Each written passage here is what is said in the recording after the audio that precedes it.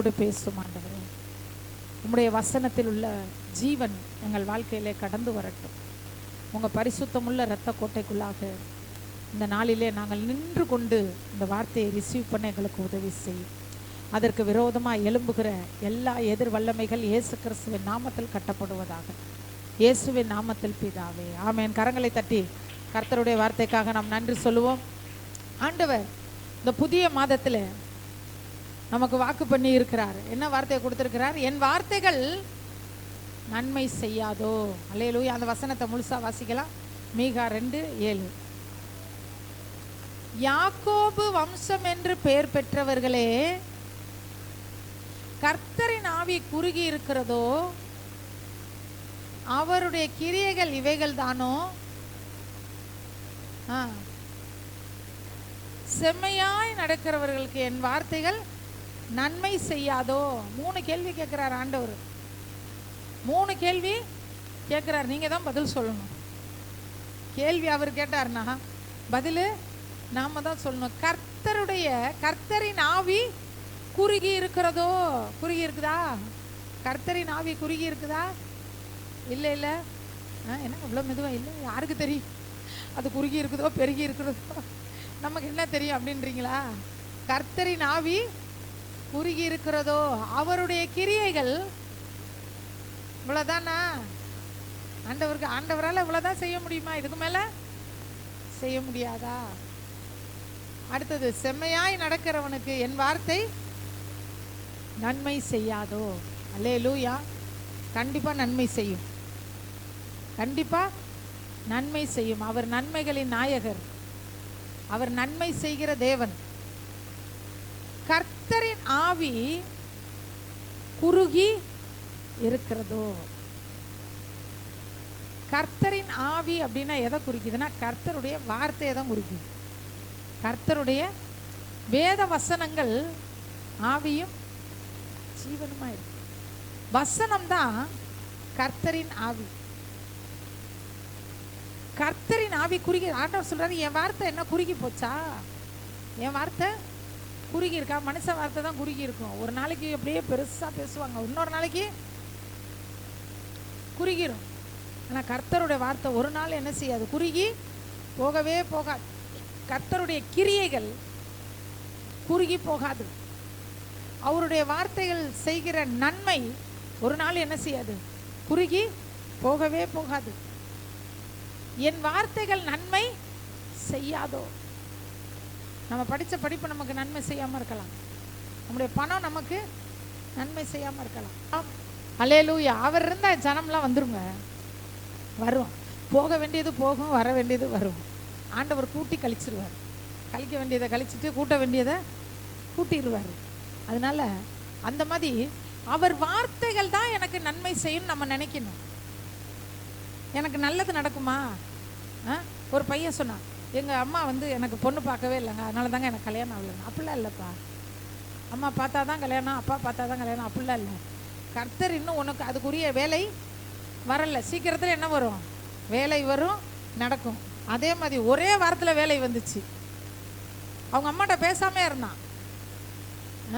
பேச்சுவார்த்தையே இல்லை அம்மாவோட. ஏண்டா பேச மாட்டேற? போ, நீ எனக்கு என்ன செய்ய மாட்ட? ஒன்று பார்க்க மாட்டேன். இப்படியே கேட்குறான். நீ அப்பாவும் கல்யாணம் ஆகும்போது உனக்கு எத்தனை வயசு? அவங்க சொன்னாங்களாம், எனக்கு 25 வயசு, அப்பாவுக்கு 25 வயசு, எனக்கு 20 வயசு. உனக்கு நீ மட்டும் இவ்வளோ சீக்கிரம் பண்ண, எனக்கு ஏன் பண்ணலை? அவங்க சொன்னாங்க, நான் என்ன பண்ணேன்? எங்கே போய் பொண்ணு தேட?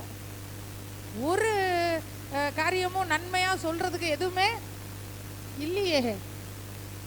இப்படி தான் சொல்லணுமா? என் பையன் அப்படி படிச்சிருக்கான்னு சொல்லணும், அது இல்லை. என் பையன் இங்கே வேலை செய்கிறான்னு சொல்லணும், அதுவும் இல்லை.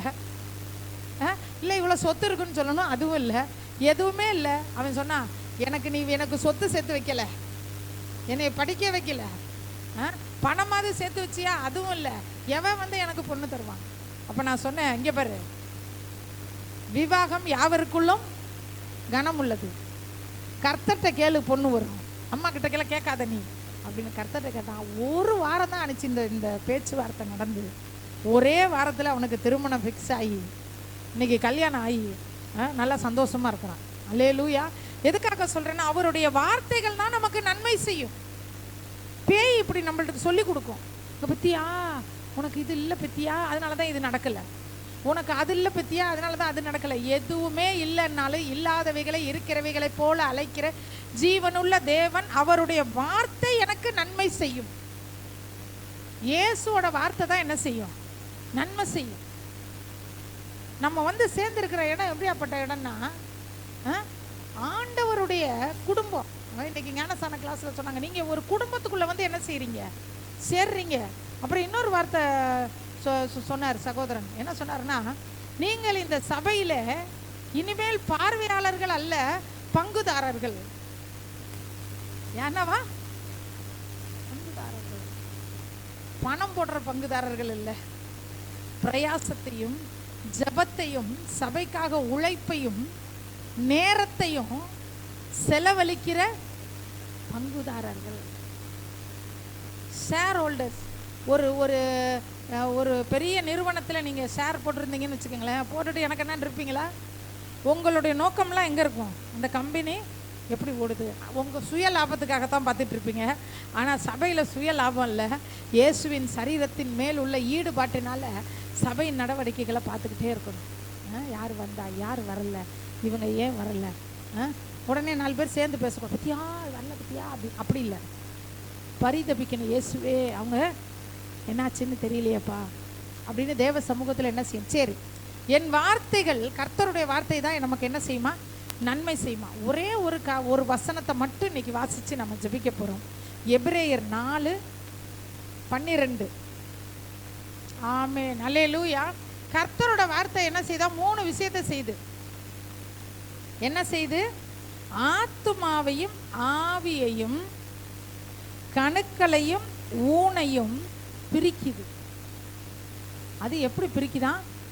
உருவ குத்தி பிரிக்குது. அடுத்தது என்ன செய்தா? இருதயத்தின் நினைவுகளையும் யோசனைகளையும் வகை அறுக்கிறதா இருக்கிறது. அல்லேலூயா. ஆண்டவருடைய வார்த்தை நன்மை செய்ய. இன்னைக்கு காலையில் ஓலையூரில் பார்த்தோம். ஆண்டவருடைய வார்த்தை நமக்கு செய்கிற நன்மை என்னன்னா, நம்மை பரிசுத்தப்படுத்துகிறது. அல்லேலூயா. பரிசுத்தம்னா என்னன்னு கொஞ்சம் டீப்பாக காலையில் போனோம். பரிசுத்தம் அப்படின்னா 2 பரிசுத்தம். புறம்பான பரிசுத்தம் ஒன்று, கண்ணில் கெட்டதை பார்க்க மாட்டேன், வாயில் கெட்டதை பேச மாட்டேன், கையில் கெட்ட காரியங்களை செய்ய மாட்டேன், காலில் கெட்ட இடங்களுக்கு நடக்க மாட்டேன், அப்படி நிறைய விஷயம் இருக்குது. பீடி சிகரெட்டு குடிக்க மாட்டேன், சாராயம் குடிக்க மாட்டேன், அப்புறம் என்ன செய்ய மாட்டேன்? விபச்சாரம் பண்ண மாட்டேன். இதெல்லாம் சரீரத்தில் காணப்படுகிற பரிசுத்தம். இன்னொரு பரிசுத்தத்தை குறித்து பார்த்தோம். ராஜகுமாரத்தி உள்ளாக பூரண மகிமை உடையவள், அவள்தான் ராஜாவுக்கு முன்பாக அழைத்து கொண்டு வரப்படுவாள். நாம ராஜாதி ராஜாவாகிய கர்த்தருக்கு முன்னாடி நிக்கணும்னா உள்ளான பரிசுத்தம் நமக்கு இருக்குதா? அதுக்குன்னு வெளியில வேண்டாமான்னு சொல்ல, வெளியிலையும் வேணும், உள்ளேயும் வேணும். 2லையுமே பரிசுத்தம் இருக்கணும். வெளியவும் பரிசுத்தம், உள்ளான பூரண பரிசுத்தம். நிறைய வசனங்களை காலையில் பார்த்தோம். வெளியில் உள்ள பரிசுத்தம் என்ன அப்படின்னா, அசுத்தமான காரியங்களை பார்க்கக்கூடாது, கெட்ட வார்த்தைகளை பேசக்கூடாது, இது வெளி பரிசுத்தம் இல்லை. சரீரத்தில் இச்சைக்கு இடம் கொடுக்கக்கூடாது, வேசித்தனம், விபச்சாரம் இதெல்லாம் பாவம், குடி பாவம், பீடி சிகரெட்டு குடிக்கிறது பாவம், அப்புறம் என்ன பாவம்? திருடுறது பாவம். இதெல்லாம் சரீரத்திலே காணப்படுகிற பாவம். ஆண்டவர் சொல்றாரு, சரீரத்தை பரிசுத்தமாய் நாம் பாதுகாக்க வேண்டும். உங்கள் சரீரம் தேவனுடைய ஆலயம். ஓகே, அதில் நம்ம யாரும் அவ்வளோ துணிகரமாக செய்ய மாட்டோம், அவ்வளோ துணிகரமாக என்ன பண்ண மாட்டோம். ஆனால் உள்ளான பரிசுத்தம், உள்ளான மனிதனில் பரிசுத்தம் அப்படின்னா சிந்தனையில் பரிசுத்தம், பொறாமை இருக்கக்கூடாது, பெருமை இருக்கக்கூடாது, மற்றவங்க கெட்டு போகணும்னு நினைக்கக்கூடாது, ஒருத்தவங்களுக்கு ஏதாவது கெடுதல் நடந்துருச்சுன்னா நல்லா வேணும் அப்படின்னு நினச்சிட்டோம்னா அது பாவம். அது பாவம். ஒருத்தவங்க சொல்கிறாங்க, திடீர்னு காசு காணா போச்சுங்க, இப்போ பர்ஸில் வச்சுருந்த காசை யாராவது திருடிட்டு போயிட்டாங்க, நல்லா வேணும், நேற்று 500 ரூபா கேட்டாங்க கொடுத்தியா, போச்சா? அப்படிதான், கர்த்தர் நீதி உள்ளவர். அவ்வளவுதான் பாவம், அதுதான் பாவம். நம்ம என்ன செய்யறோம்னா இதையெல்லாம் செஞ்சுக்கிட்டு அல்லேலுயா அல்லேலுயா அல்லேலுயா அல்லேலுயா அல்லேலுயா அல்லேலுயா அரிபாலா அரிபாலா அரிபாலான்றோம். ஆனா குடிக்காரனை பார்த்துட்டு குடிச்சிட்டான்றோம். ஒரு திருடனை பார்த்துட்டு திருட்டு பையன்றோம். ஆனா நாம என்ன செய்யறோம்? ஒருத்தவங்க காசு ஒரு 1000 ரூபாய் காணா போயிடுச்சுன்னா கர்த்தர் நீதி செய்ய நல்லா வேணும், அப்படிதான் வேணும். தீய நோக்கம் பாவமாம். இது காலையில மெசேஜ் பார்த்துட்டு அப்புறம் நம்ம இப்ப இங்க வரலாம்னு நினைக்கிறேன். தீய நோக்கம் பாவமா. அந்த பாவத்தை நம்ம செஞ்சுக்கிட்டு இருக்கும்போது நான் பரிசுத்தமா இருக்கேன்னு நம்ம எப்படி சொல்ல முடியும்? எனக்கு ஒருத்தவங்களை பிடிக்கவே இல்லை, எனக்கு பிடிக்காத ஒருத்தவங்களோட கிறிஸ்டினா உட்காந்து மணிக்கணக்காக பேசிக்கிட்டு இருக்கு. இப்போ எனக்கு எப்படி இருக்கும்? எப்படி சந்தோஷமா இருக்குமா? சந்தோஷம் பொங்குதே. எப்படி இருக்கும்? எரிச்சல் வரும். இல்லட்ட இனிமேல் பேசவே கூடாது. நல்லா தெரியும் நமக்கு பிடிக்காது. லதா வந்துட்டு உட்காந்து லதா கட்ட உட்காந்து மணிக்கணக்காக பேசிக்கிட்டு இருக்கேன். இனிமேல் இதை கட்டம் கட்டுறேன் நான். இது பாவம், இது பாவம். எனக்கு பிடிக்குதோ இல்லையோ, அவங்களுக்கு பிடிக்குதோ அவங்க பேசுகிறாங்க, அவ்வளோதான். போ, அவங்களுக்கு பிடிக்குது அவங்க பேசுகிறாங்க. எனக்கு பிடிக்கலன்னா அவங்களுக்கு பிடிக்கக்கூடாதுன்னு என்ன சட்டமா? ஆண்டவர் வேற எதுவும் ஒரு பைபிள் எதுவும் எழுதி கொடுத்துருக்காரா? உனக்கு பிடிக்காதவர்களிடம் எல்லாரும் விலகி இருக்கும்படி நீ பார்த்துக்கொள். யார் வேணாலும் எங்கே வேணாலும் பேசு, யார்கிட்ட வேணாலும் பேசு, நம்மளை பற்றி பேசுறியா பேசு. அந்த மாதிரி ஒரு முதிர்ச்சியான ஒரு நிலைமை. அது இல்லை அப்படின்னா அது பரிசுத்த குலைச்சல். பொறாம பரிசுத்த குலைச்சல், பெருமை, சரி, இப்படி எல்லாம் இது உள்ளான பரிசுத்தம். உள்ளான காரியத்தில் பரிசுத்தத்தை வசனம் தான் நமக்கு தரும். பைபிளை யார் நிறைய படிக்கிறாங்களோ அவங்களுக்கு தான் உள்ளான மனுஷனில் என்ன வரும்? பரிசுத்தம் வரும். இந்த ஞானஸ்தான கிளாஸ் நீ பாருங்களேன், எல்லாமே இன்னைக்கு ஞானஸ்தான கிளாஸ்லேயே ஓடுது. ஞானஸ்தான கிளாஸில் ஒரு காரியத்தை சொன்னாங்க. என்னன்னா, பஸ்ஸில் போயிட்டே இருக்கும்போது ஒருத்தரை குறித்த ஒரு கோபம் வந்துச்சான். இருதயத்தில் ஒரு கோபம் வந்த உடனேயுமே டக்குன்னு ஆண்டவர் சொன்னாராம், நன்மை செய்தால் மேன்மை இல்லையோ, விட்டுரு, அவங்க உனக்கு தீமை செஞ்சாலும் பரவாயில்ல, நீ நன்மை செய். இந்த வசனம் இதான். இந்த வசனம் உள்ளுக்குள்ளே என்ன செஞ்சிருச்சு? பரிசுத்தப்படுத்திருச்சு. அப்புறம் ஒரு பிரச்சனை நடந்துச்சான் வீட்டில். ஒரு பெரிய ஏதோ ஒரு சண்டையா எதமோ நடந்துட்டு இருந்துச்சான். பாத்ரூம்ல இருந்து வெளியே வரும்போது வேகமாக வெளியே வந்து அந்த சண்டையில் போய் இறங்கி உண்டு இல்லைன்னு பண்ணலான்னு வேகமாக வந்தப்ப ஆண்டவர் சொன்னாராம், தீமையோடு எதிர்த்து நிற்காது. வசனம் வந்துச்சா? ஏன்னா இங்கே வசனம் உள்ள இருந்தால் தானே வரும்.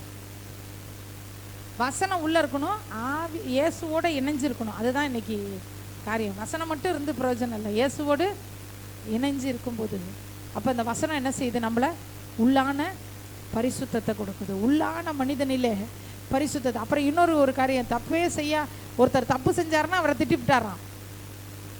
திட்டினதுக்கப்புறம் மறுநாள் ஜெபிக்கும் போது ஆண்டவர் என்ன செய்கிறாரா, நீ திட்டியிருக்கக்கூடாது, நீ இவ்வளோ கோபமாக என்ன செஞ்சுருக்கக்கூடாது, பேசியிருக்கக்கூடாது அப்படின்னு சொல்லி ஆண்டவர் அந்த காரியத்தில் என்ன செஞ்சாரா, ஒப்புரவாக உதவி செஞ்சாராம். இப்போ இதெல்லாம் எங்கேருந்து வருதுன்னா வசனத்தின் மூலமாக தான். வசனமும் தேவ உறவும் சேரும்போது மட்டும்தான் பரிசுத்தம் கிடைக்கும். வெறும் வசனமாக படிச்சுட்டு ஒரு வீட்டில் ஒரு திருமணம் பண்ணி போன ஒரு பொண்ணு வீட்டிலேருந்து ஃபோன் வந்துச்சு. நம்ம சர்ச்சு இல்லை, அது உடனே அப்படியே டக்கு டக்கு டக்கு டக்குன்னு கால்குலேட் பண்ணக்கூடாது. இந்த பிள்ளையா இருக்குமோ, இந்த பிள்ளையா இருக்குமோ, இந்த பிள்ளையா இருக்குமோ, இந்த பிள்ளையா இருக்குமோ, அப்பெல்லாம் தீய நோக்கம் பாவமாம். தீய நோக்கம் சபைக்குள்ளே உட்காந்து பாவம் செய்யக்கூடாது. ஒரு பொண்ணு திருமணம் பண்ணி போச்சு. அது பார்த்தீங்கன்னா வேற ஒரு சபை, பயங்கரமாக வசன புலி. அது யார்? வசனத்தில் புலி.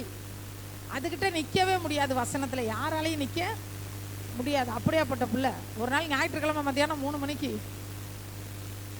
டிவியில் காஞ்சனா படம் போட்டு பார்த்துக்கிட்டு ஒரே ஆர்ப்பாட்டமாக வீட்டுக்கார்ட்ட. அவர் ஆஃப் பண்ணுங்கிறாரா, இது போடுங்குதான். அவர் ஆஃப் பண்ணு. அவர் 2 ஆராதனையை முடிச்சுட்டு வந்து உட்காந்துருக்காரு. இது இங்கே படம் என்ன செய்யுது? ஓடுது. ஆஃப் பண்ணுறி, எதுக்கு ஆஃப் பண்ணும்? நீ சர்ச்சுக்கு கூப்பிட்டா நான் வந்துட்டேன், அதோட வேலையை பார்த்துட்டு போ, நான் இங்கே படம் பார்த்துட்டு இருக்கேன். அவர் கேட்குறாரு, சிஸ்டர் இது படித்த வசனம்லாம் எங்கே தான் போச்சு? படித்த வசனம்லாம் எங்கே தான் போச்சு? இப்போ நீங்கள்லாம் படிச்சிருக்கீங்க தானே? சிஸ்டரை கேட்போம், சிஸ்டர் நீங்கள் 10th படிச்சிங்களா இல்லையா? 10th படத்தை இப்போ கேட்டால் மனப்பாடமாக சொல்லுவீங்களா? தெரியாது. ஏன் தெரியாது? அந்த ஸ்கூலோட, அந்த கிளாஸோட, அந்த புக்கோட உங்களுக்கு கனெக்ஷன் இல்லை. பைபிள் எத்தனை 100 வசனம் 1000 வசனம் மனப்பாடமாக வச்சுருந்தாலும் பரவாயில்ல, அந்த வசனத்தை கொடுத்த அந்த ஆசிரியரோட நமக்கு உறவு இருந்தால் தான் அந்த வசனம் நமக்கு பிரயோஜனப்படும். இல்லைன்னா நியூஸ் பேப்பர் படிக்கிற மாதிரி தான், 10th பாடம் படிக்கிற மாதிரி தான்.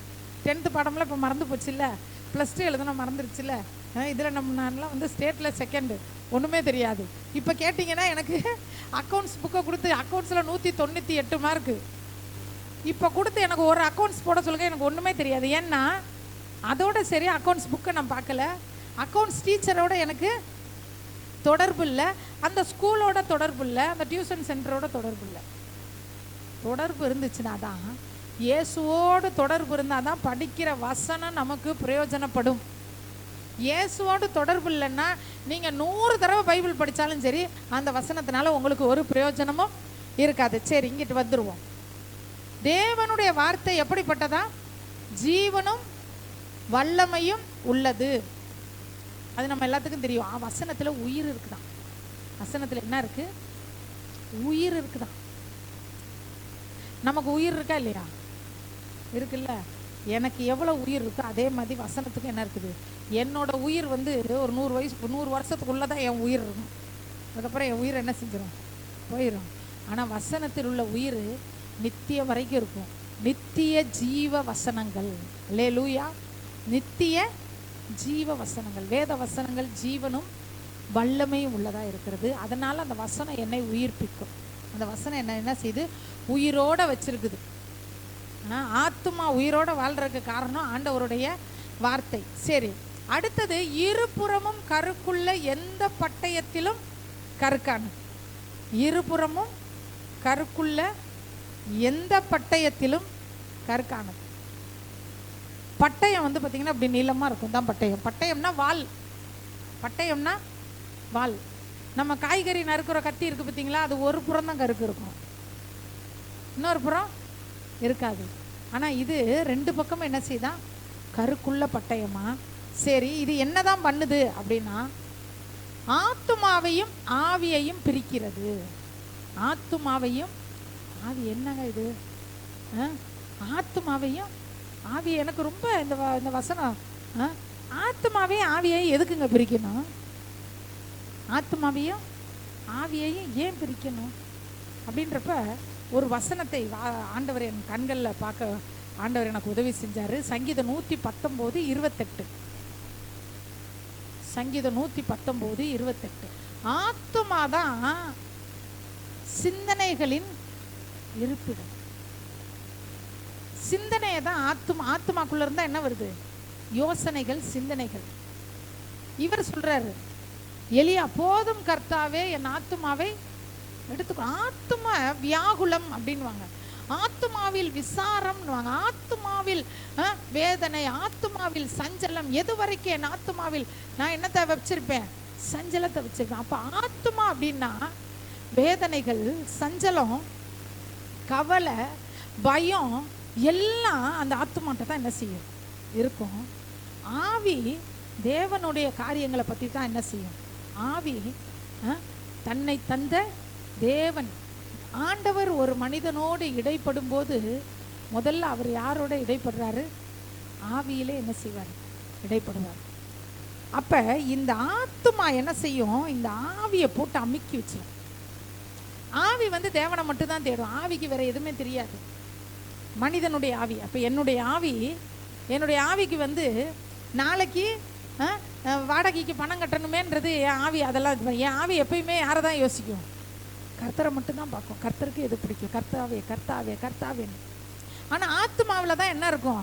வாடகைக்கு பணம் கொடுக்கணுமே, ஃபீஸ் கட்டணுமே, உடம்பு சரியில்லையே, டாக்டரை போய் பார்க்கணுமே, என்ன ரிப்போர்ட் வருமோ, எல்லாமே இந்த ஆத்துமாவில் தான் இருக்குது. இப்போ இந்த ஆத்துமா என்ன செய்யும்? அதனுடைய மிதமிஞ்சின பாரத்தினால இந்த ஆவியை போட்டு என்ன பண்ணி வச்சிருக்கோம்? என் ஆவி எனக்குள் தியங்குகிறது. ஆவியை போட்டு ஆத்துமா என்ன பண்ணிடும்? அப்படியே ஆவி சொல்லுவாங்களே, என்னுடைய ஆவி சோர்ந்து போயிடுச்சு, ஆவியில் பலன் இல்லாமல் போயிட்டேன், ஆவியில் அப்படி ஆயிடுச்சு, ஆவியில் எப்படி ஆயிடுச்சு. ஆமாம், டல்னஸ் இன் ஸ்பிரிட். ஆமாம், ஆவியில் என்னது? ஏன்னா இந்த ஆத்துமா போட்டு ஆவி என்ன பண்ணிடும்? அப்படியே அமைக்கிறோம் ஆவி தேவனை. அதனால தான் பார்த்தீங்கன்னா ஒரு சிலர் பார்த்தீங்கன்னா தலையே முழுகிற மாதிரி பிரச்சனை இருக்கும், ஆனால் சந்தோஷமாக கர்த்தருக்குள்ளே இருப்பாங்க. சந்தோஷம் பொங்குது. ஏன்னா அங்க நடுவுல ஆவிக்கு ஆத்துமாவுக்கு நடுவுல இருபுறமும் உள்ள கருக்குள்ள பட்டயம் ரெண்டையும் பிரிச்சுக்கிட்டே இருக்குது. ரெண்டையும் பிரிச்சுக்கிட்டே இருக்கு. அதனாலதான் எவ்வளவு பிரச்சனை இருந்தாலும் சரி, இயேசு ஓட இருக்கிற உறவுல ஒண்ணுமே இருக்காது, ஒரு பிரச்சனையும் இருக்காது, நல்லா ஓடும் உறவு. ஏதேன் தோட்ட உறவு என்றும் தொடர வேண்டும், இயேசு கிறிஸ்து குரலை கேட்டு மகிழ வேண்டும். ஆனா அந்த காரியம் நடக்கலன்னு வச்சுக்கோங்களேன், இந்த ஆத்மா அந்த ஆவியை போட்டு என்ன பண்ணி வச்சிருக்கோம், ஒரு சின்ன காரியம் நடந்தா போதும். ஒரு வெளியூருக்கு போயிருப்பாங்க வீட்டுக்காரர், போனே பண்ணியிருக்க மாட்டார் காலையில இருந்து. என்னடா ஃபோன் பண்ணல, சரி போ ஏதோ வேலையா இருப்பாருன்னு இருப்பாங்க. கொஞ்ச நேரத்துல மாமியார் ஃபோன் பண்ணுவாங்க, இப்பதான் தம்பி எனக்கு பேசினா. அது அட பாவி, உங்க அம்மாவுக்கு பேசுறதுக்கு நேரம் இருக்கு, எனக்கு பேச அவ்வளவுதான். ஓன்னு அழுது, கண்ணீர் உந்தன் அப்பமானதோ, கண்ணீரே உந்தன் பானமானதோ. ஏங்க அழுவுறீங்க, பேசவே இல்லைங்க. சரி பரவாயில்லைங்க, இப்போ என்ன ஊமையாக போயிட்டாரு, பேசக்கூடிய ஆற்றல் இருக்கு, நாளைக்கு பேசுவார். இல்லைங்க, அங்கே பேசியிருக்காரு, இங்கே பேசியிருக்காரு, அவங்க என்னமோ சொல்லி கொடுத்துட்டாங்க போலங்க, அதாங்க பேசலை. ஏன் தெரியுமா, அங்கே ஆத்மா போட்டு ஆவியை என்ன பண்ணிடுச்சு, அமுக்கிருச்சு. இந்த கவலை அமுக்கிருச்சு. ஏன் என்கிட்ட பேசலை, என்னமோ ஏதோன்றது கவலை அமுக்கிருச்சு. ஆத்மாவையும் ஆவியையும் வசனம் இருந்துச்சுன்னா பிரிச்சிடும். சரி என்னமோ ஒரு முக்கியமான விஷயம் பேசுறாரு, நாளைக்கு பேசுவார், எங்க போறாரு, எங்க போறாரு. நாளைக்கு பேசும்போதே போன் எடுத்தணும். என்ன இப்பதான் கண்ணு தெரியுதா, கண்ணை குத்தி கண்ணை ஓட்டையாக்கிடணும் அப்படிலாம் கேட்டா. இப்பதான் உனக்கு கண்ணு தெரியுதா, நேற்று உங்க அம்மாட்ட பேசுனுச்சு, என்கிட்ட பேச உனக்கு நேரம் இல்லையா. நான் தான் அடிக்கடி சொல்லுவேன், பசங்களுக்கு சொல்லுவேன், ஆரம்பத்திலே இதெல்லாம் என்ன பண்ணிக்கணும், சரி பண்ணி வச்சுக்கணும். விட்டோம்னா அவ்வளோதான். அப்புறம் பசங்களாக இருக்கட்டும் பிள்ளைங்களா இருக்கட்டும், பேசலை அப்படின்னா அவங்க சொல்லி கொடுத்துருப்பாங்களோ, இவங்க சொல்லி கொடுத்துருப்பாங்களோ, இப்படியோ அப்படியோ, இந்த எண்ணம் வரவே கூடாது. இந்த எண்ணம் ரட்சிக்கப்பட்ட பிள்ளைகளுக்கு வரக்கூடாது, அதுவும் ரட்சிக்கப்பட்ட பிள்ளைகளுக்கு வரவே கூடாது. அதே மாதிரி பையன் 2 நாள் பேசலைன்னு வச்சுக்க. ஆனால் அந்த ஆம்பளை பிள்ளைங்க பாடு ரொம்ப பாவம் தான் உண்மையாகவே. பசங்க எல்லாரும் என்னை திட்டுவாங்க, நீங்கள் பசங்களை தான் பாவம்னு சொல்லுவீங்க.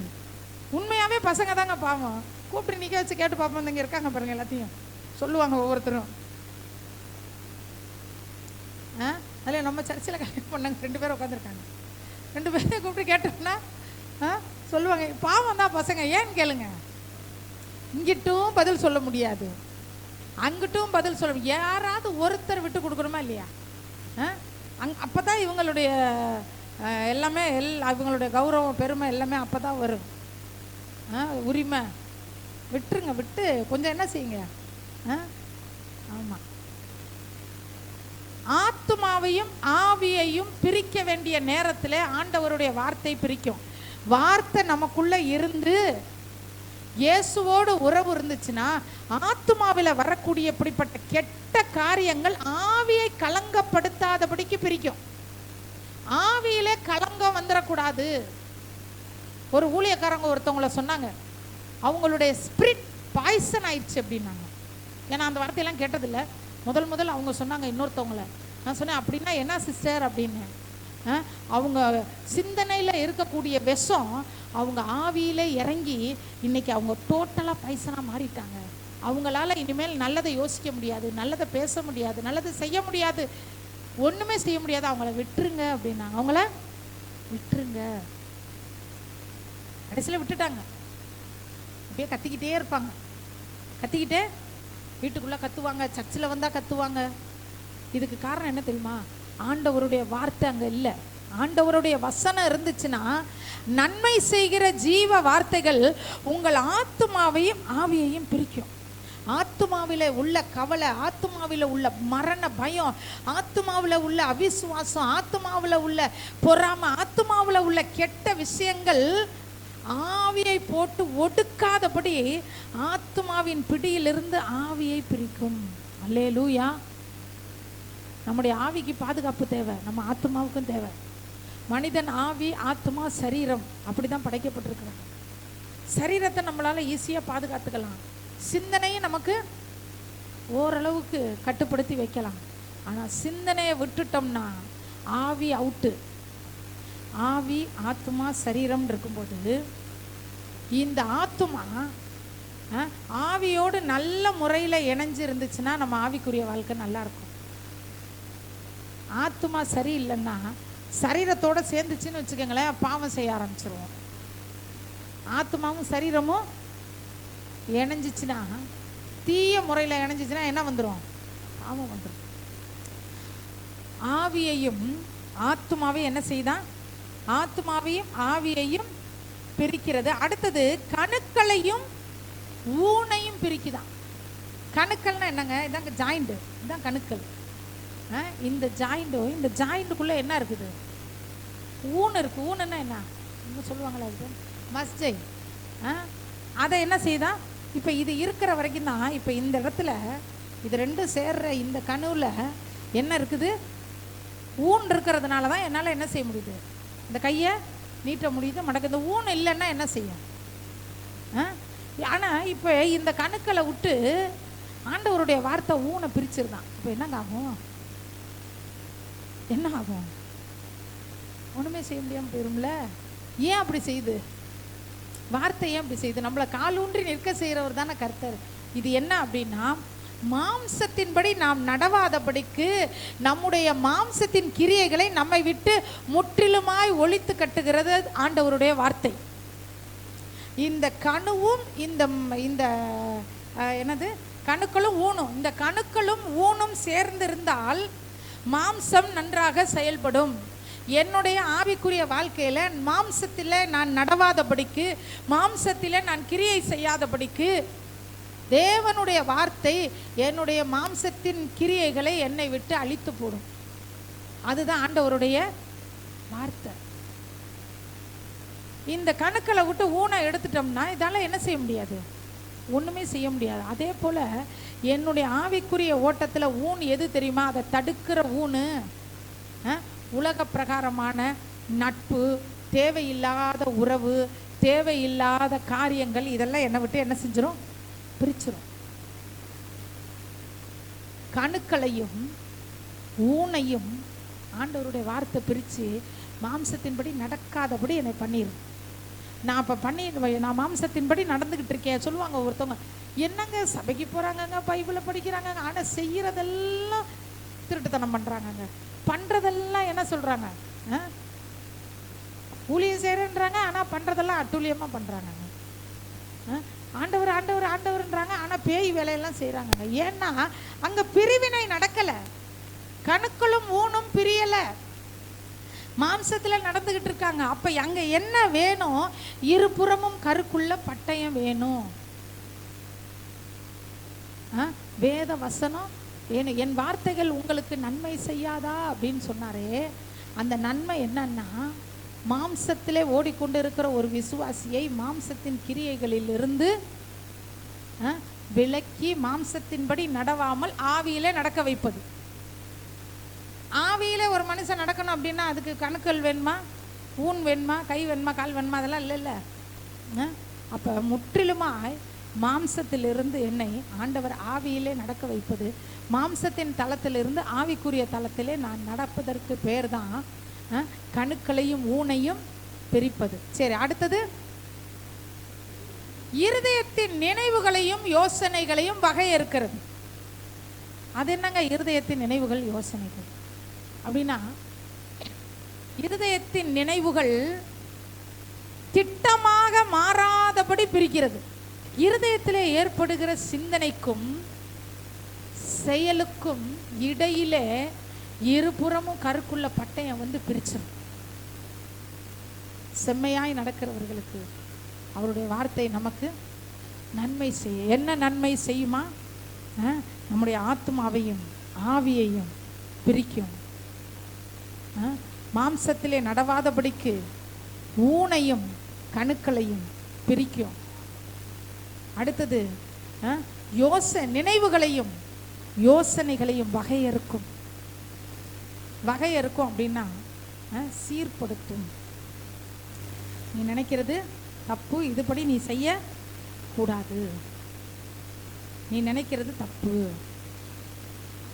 நீ யோசிக்கிறது தப்பு, நீ எடுத்த முடிவு தப்பு, இதுபடி நீ என்ன செய்யாத, இந்த பணத்தை இவங்ககிட்ட கொடுக்காத, இல்லைன்னா இதை இவங்ககிட்ட கொடு, வகை அறுக்கும், இதை இவங்ககிட்ட கொடு, இதை இவங்ககிட்ட சொல்லு. ஏதாவது ஒரு காரியத்தை யார்கிட்ட சொல்லணும்னு யோசிச்சு வச்சுருப்போம், டக்குன்னு ஆண்டவர் சொல்ல விடாதபடி தடுத்துருவார்.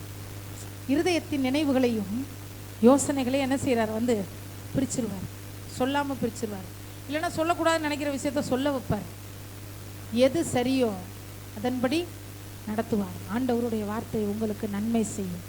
இந்த வசனத்தை நல்லா விசுவாசிச்சு ஆண்டவர்கிட்ட சொல்லுங்க, ஆண்டவரே என் ஆத்துமாவையும் ஆவியையும் ஜீவ வார்த்தைகள் பிரிக்கட்டும் ஆண்டவரே, ஜீவ வார்த்தைகள் பிரிக்கட்டும் ஆண்டவரே. என் ஆத்துமாவில் இருக்கக்கூடிய அசுத்தங்கள் என் ஆவியிலே கலந்துராதபடி, என் ஆத்துமாவிலே இருக்கிற மரண பயம் என் ஆவியிலே தொற்றிக்கொள்ளாதபடி, என் ஆத்துமாவில காணப்படுகிற சந்தேகம் என் ஆவியில கலந்துராதபடி பிரிச்சிருங்க ஆண்டவரே. நான் மாம்சத்திலே நடவாதபடிக்கு அந்த மாம்சத்தினுடைய காரியங்களை நீங்க என்ன செஞ்சிருங்க ஆண்டவரே, ஊனையும் கணுக்களையும் பிரிச்சிருங்க. நான் ஆவியிலே நடக்க எனக்கு உதவி செய்யுங்க.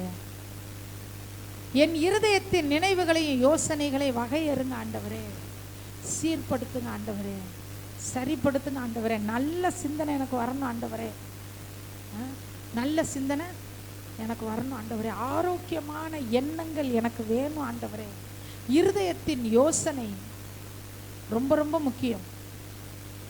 நம்ம எண்ணம் எப்படி இருக்கணுமா, ஆரோக்கியமான எண்ணமாக இருக்கணும், நல்ல சிந்தனையாக இருக்கணும்,